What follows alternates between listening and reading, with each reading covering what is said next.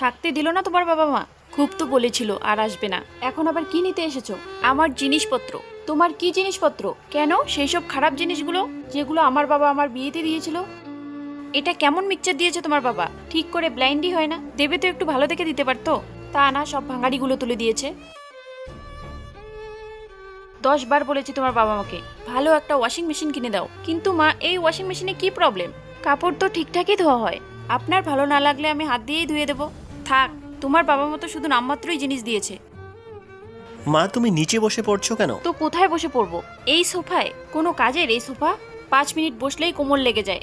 আপনি সবসময় আমার বাবা মাকে কেন অপমান করেন? তোমার বাবা মা এইসব খারাপ জিনিস দিয়েছে তো তোমার বাবা মাকেই তো বলবো। আমার বাবা মার যা সামর্থ্য ছিল তার থেকে অনেক বেশি দিয়েছে, তবুও আপনাদের মন ভরেনি। ভদ্রভাবে কথা বলো। যখন আমার বাবা মাকে অপমান করে তখন দেখতে পাও না? এই বাড়িতে আমি আর থাকবো না, যেখানে আমার আর আমার বাবা মায়ের কোনো সম্মান নেই। হ্যাঁ যাও, কে তোমাকে বারণ করছে?